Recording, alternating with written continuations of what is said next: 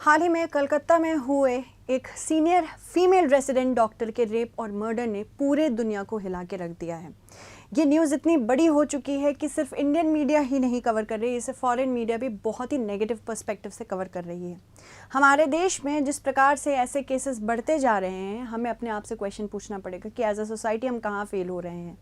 जिस व्यक्ति ने इस पूरे कांड को अंजाम दिया वो एक पुलिस कर्मचारी अपने आप को बताता था। कलकत्ता पुलिस के साथ इसका निर्धारण हुआ था एज अ कॉन्ट्रैक्चुअल एम्प्लॉय। और ये पूरा केस किस प्रकार से हुआ, किस बुरी तरह से रेप और मर्डर हुआ है, हम सब इसके बारे में चर्चा करेंगे। बट उससे पहले एक इनसेंसिटिव कमेंट के बारे में मैं आपको बताऊंगी। कार के जो प्रिंसिपल हैं उन्होंने साफ साफ क्वेश्चन किया कि एक फीमेल रेसिडेंट डॉक्टर रात को क्यों थी बाहर। ऑफ कोर्स वो ड्यूटी पे थी, she is a doctor first, और हमारी जिम्मेदारी है कि हमको ये इंश्योर करना है कि फ़ीमेल डॉक्टर्स रात को अगर ड्यूटी कर रही हैं तो उनकी सिक्योरिटी, उनकी सुरक्षा पूरे के पूरे समाज के ऊपर बनती है। और फिर उसके बाद ऐसे इनसेंसिटिव कमेंट्स करना आज के ज़माने में क्या सही है, आपको क्या लगता है, हमें ज़रूर बताएं। तो इस पूरे केस को हम देखेंगे क्या क्या हुआ और किस प्रकार से अभी पूरी हड़ताल चल रही है डॉक्टर्स की, पूरे देश में किस प्रकार से मांगे उनकी उठ रही हैं, ये सारी चीज़ें हम देखेंगे। शुरू करते हैं। जैसे कि आप देख रहे हैं, no safety no duty, violence against doctor is violence against humanity, somebody who is suppose to take care of us, who is suppose to ensure कि हम अच्छे से हेल्दी लाइफस्टाइल में रहें, उनके साथ अगर ऐसा होता। देखिए, रेप एज अ घटना किसी के साथ भी होती है तो इक्वली अबहॉरेंट है, चाहे जिस प्रकार से हुई हो। बट अगर डॉक्टर ड्यूटी पे ऐसे नहीं सेफ है तो क्या ही हो सकता है। Kolkata doctor rape murder case में सोमवार को पोस्टमार्टम रिपोर्ट मृतक डॉक्टर के परिवार वालों को सौंप दी गई। जनरली मृतक यहाँ पे जो विक्टिम थी सर्वाइव नहीं कर पाई, उनकी डेथ हो गई, मार दिया गया उनको। अब यहाँ पे सोशल मीडिया में जनरली देखिए नाम नहीं लिया जाता, बट जनरली सोशल मीडिया में इनका नाम भी विस्तृत तौर से चल रहा है। इस रिपोर्ट में सामने आया है कि आरोपी ने डॉक्टर को इतनी बुरी तरह से मारा कि उनके चश्मे के शीशे के कई टुकड़े हो गए और उनकी आंखों में चले गए, जिसकी वजह से उनकी आंखों में से खून भी निकलने लगा। ठीक है, पोस्टमार्टम रिपोर्ट ने इस बात में पुष्टि की कि पहले विक्टिम के साथ रेप किया गया और उसके बाद उनका गला घोंटकर उनकी हत्या कर दी गई। एक रिपोर्ट में यह भी कहा गया कि ऐसे सबूत मिले हैं जिनसे साफ होता है कि उनके साथ हैवानियत के साथ रेप हुआ है। 31 साल की ट्रेनी डॉक्टर रात 2 बजे अपने 2 जूनियर्स के साथ डिनर के बाद हॉस्पिटल के सेमिनार हॉल में गई थी। अगर हम बात करें, इन्होंने नीट पीजी तक क्वालिफाई करके रखा हुआ था। तो आप समझ लीजिए ऐसा एक टैलेंट इतनी बुरी तरह से उनको मार दिया गया, शर्मनाक है। पुलिस ने बताया ट्रेनी डॉक्टर का रेप के बाद मर्डर किया गया। घटना सुबह 3 बजे से 6 बजे के बीच में हुई। सीसीटीवी में आरोपी संजय 4 बजे सेमिनार हॉल में जाते दिखा। पुलिस ने इसके ऊपर भारतीय न्याय संहिता के सेक्शन 103 एक हत्या, सेक्शन 64 बलात्कार के तहत केस दर्ज किया है और माना गया है कि रेप और हत्या का मामला है। वहीं कलकत्ता हाईकोर्ट में आज इस मामले की सुनवाई भी होगी, मतलब कल हुई है। Chief justice T.S.. शिवगणम की अध्यक्षता वाली बेंच के सामने 3 जनहित याचिकाएं दायर हुई हैं। इस मामले की जांच सीबीआई को सौंपने की भी मांग हुई है। जो सीएम है बंगाल की, ममता बनर्जी, उन्होंने साफ साफ कहा है कि पर्टिकुलरली जब तक पुलिस सारे अक्यूज को पकड़ नहीं लेती, अगर नहीं पकड़ पाती, डेडलाइन दे चुकी हैं सीएम हमारी, और अगर बोला है उन्होंने कि इस डेडलाइन पर अगर नहीं पकड़ा गया तो ये केस सीबीआई को सौंप दिया जाएगा। ठीक है, याचिकाकर्ताओं में से एक के वकील फिरोज एडुलजी ने कहा है कि घटना को दबाने की पुरजोर कोशिश हो रही है। महिला डॉक्टर की मौत की जांच की रिपोर्ट सार्वजनिक भी कर दी गई है। पीड़ित का नाम सार्वजनिक नहीं किया जा सकता, लेकिन इस मामले में ऐसा हुआ है। उन्होंने कोर्ट से पीड़ित का नाम सभी सोशल मीडिया प्लेटफॉर्म से हटाने की मांग भी की है।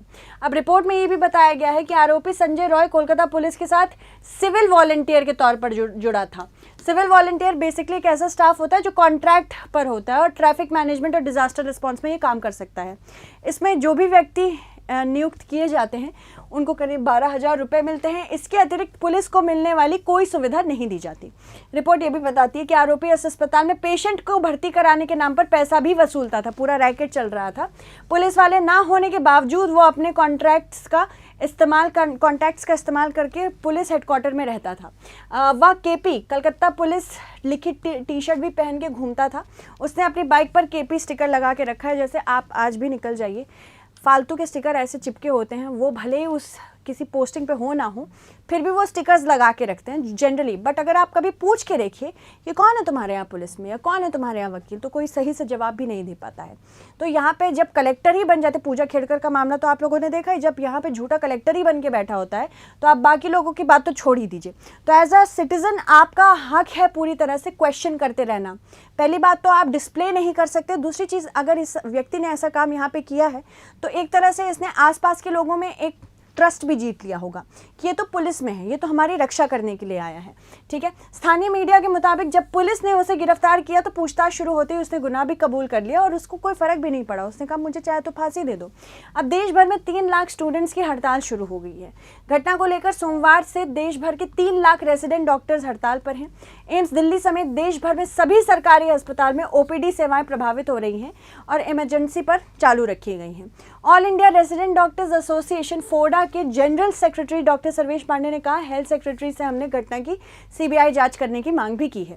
साथ ही डॉक्टर्स की सुरक्षा के लिए सेंट्रल प्रोटेक्शन एक्ट बनाने की बात रखी है।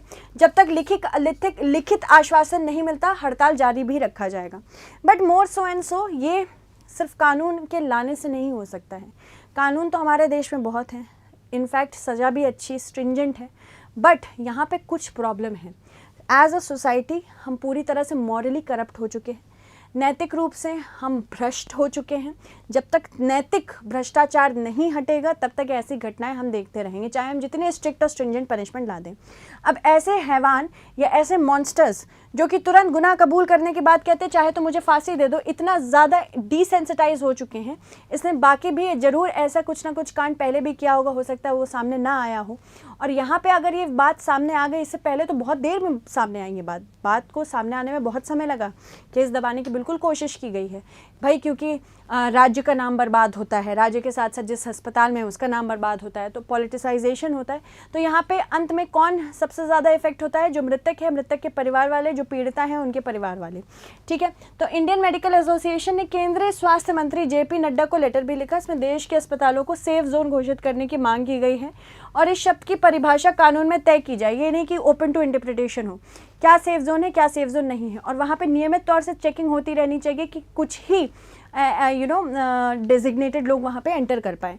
इसके अलावा सभी सरकारी और प्राइवेट अस्पतालों में पुलिस कैंप और पर्याप्त सुरक्षा कर्मियों की तैनाती करने की भी मांग की गई है। एसोसिएशन की राज्य सरकार से क्या क्या मांगे हैं? मामले की निष्पक्ष जांच हो, पहली बात तो दोषियों को कड़ी से कड़ी सजा मिले, अपराध को संभव बनाने वाली परिस्थितियों का विस्तृत जांच हो कि इस तरह के अपराध हुए क्यों, कार्यस्थल पर डॉक्टरों खासकर जो महिलाएं हैं उनकी सुरक्षा में सुधार हो। आरजी कर मेडिकल कॉलेज के प्रिंसिपल डॉक्टर संदीप घोष ने सोमवार को इस्तीफा दे दिया। उन्होंने कहा, ट्रेनी डॉक्टर मेरी बेटी की तरह थी, सोशल मीडिया पर मेरी बदनामी हो रही है, मैं नहीं चाहता कि कभी किसी और के साथ ऐसा हो, इसलिए मैंने इस्तीफा देने का फैसला किया। इससे पहले यही इन्होंने नहीं था, इसने ही एक डिसेंसिटिव कमेंट दिया था कि रात को निकलने की क्या ज़रूरत है। अब वहाँ के स्टूडेंट्स कह रहे हैं मैंने घुसने तो बिल्कुल नहीं देंगे। ठीक है, तो आरजी कर मेडिकल कॉलेज के रेजिडेंट डॉक्टरों की मांगों को स्वीकार किया जाना चाहिए और उन पर तेजी से कार्रवाई हो, ये federation of all India resident doctors ने कहा है। घटना का विरोध कर रहे डॉक्टरों पर पुलिस बर्बरता या दुर्व्यवहार नहीं होना चाहिए, ये भी कहा है। शांतिपूर्वक विरोध करने के उनके अधिकार का सम्मान किया जाना चाहिए। मृतक डॉक्टर के परिवार को उचित मुआवजा दिया जाए, इस मामले में जल्द से जल्द न्याय हो। देखो, उचित मुआवजा दिया जाए, आर्थिक रूप से तो संकट हो सकता है ना है उनके ऊपर कभी अगर उचित मुआवजा मिले, बट मानसिक संकट तो हमेशा बरकरार रहेगा, क्योंकि बहुत ये ऐसी घटना, एक ऐसी दुर्घटना है जो कभी भी किसी भी कॉम्पनसेशन से नहीं हटाई जा सकती। केंद्र सरकार को सभी अस्पतालों में स्वास्थ्य सेवा कर्मियों की सुरक्षा के लिए एक अनिवार्य प्रोटोकॉल जारी करना चाहिए और उसे लागू करना चाहिए, जिसका एक सख्ती से पालन भी होना चाहिए। Central health care protection act को लागू करने में तेजी लानी पड़ेगी, इसके लिए मेडिकल एसोसिएशन और कम्युनिटी वॉल एक्सपर्ट्स ने भी बोला है। अब अगर बात करें भारतीय न्याय संहिता की, तो इसकी धारा 103 एक हत्या, ये क्या कहती है? ये नई संहिता है, नए लॉज हैं, इसके बारे में देखते हैं। यह पहले भारतीय दंड संहिता की 302 में सम्मिलित थी। धारा 103(1) के अंतर्गत जो कोई हत्या करेगा उसे मृत्यु दंड या आजीवन कारावास की सजा दी जाएगी और जुर्माने से भी दंडनीय होगा। जब 5 या 5 से अधिक व्यक्तियों के समूह ने मिलकर नस्ल, जाति, समुदाय, लिंग, जन्मस्थान, भाषा, व्यक्तिगत विश्वास या किसी अन्य आधार पर हत्या की हो तो ऐसे समूह के प्रत्येक सदस्य को मृत्युदंड का आजीवन कारावास दिया जाएगा। इससे पहले मॉब लिंचिंग, बेसिकली इसको कहते हैं, मॉब लिंचिंग के लिए कोई ऐसा अलग सा कानून नहीं दिया गया था, बट इसमें मॉब लिंचिंग को भी प्रॉपर बना दिया गया है। या कम से कम 7 वर्ष की अवधि का कारावास की सजा दी जाएगी और वह जुर्माने से भी दंडनीय होगा। धारा 64 में कहा गया है, ये पहले भारतीय दंड संहिता के 376 में आता था, अब इसमें बोला गया है जो कोई उपधारा 2 में उपबंधित मामलों की सिवाय बलात्कार करेगा उसे किसी एक अवधि के लिए कठोर कारावास से दंडित किया जाएगा। जो 10 वर्ष से कम नहीं होगे तो बहुत ही कम है वैसे भी, किंतु जो आजीवन कारावास तक का हो सकेगा उसे जुर्माने से भी दंडनीय रखा जाएगा। निम्न कथनों पर विचार करना है, ऐसे क्वेश्चंस आ सकते हैं, तो इसमें देख लीजिए। भारतीय न्याय संहिता की धारा 103 एक हत्या पहले भारतीय दंड संहिता आईपीसी की धारा 302 में था। धारा 103 एक के अंतर्गत जो कोई हत्या करेगा उसे मृत्युदंड और आजीवन कारावास की सजा दी जाएगी। केवल एक, केवल दो, दोनों सही हैं या इनमें से कोई नहीं, आपको देखना है कि इसमें से कौन सा कथन सत्य है। इसी के साथ अगर हम बात करें, हाल ही में आज हमने नई शुरुआत की है डिस्काउंट्स देने की। इंडिपेंडेंस डे स्पेशल डिस्काउंट आपको 78% का फ्लैट डिस्काउंट मिल रहा है जो भी आप उत्कर्ष क्लासेस पे ऑनलाइन कोर्स परचेज करते हैं, बुक्स भी परचेज करते हैं। इसके अलावा अगर बात करें, आज निर्मल सर का बर्थडे भी है, so a very happy birthday to Nirmal sir. और इसी के साथ आपको एक्स्ट्रा एडेड 13% का भी डिस्काउंट मिलेगा। बस आपको कूपन कोड यूज़ करना है NG13। इसके अलावा रक्षाबंधन की बात करें तो अप टू 100% का रिवॉर्ड पॉइंट्स भी आपको मिलेगा जो आप बाद में रिडीम कर सकते हैं। तो जल्द से जल्द उत्कर्ष क्लासेस, उत्कर्ष का ऐप डाउनलोड करें, उस पर जो भी आपको कोर्स आपके लिए वेल टियर्ड, वेल मैनर्ड लग रहा है उसको सिलेक्ट करें और जल्द से इस डिस्काउंट का लाभ उठाएं। Thank you so much.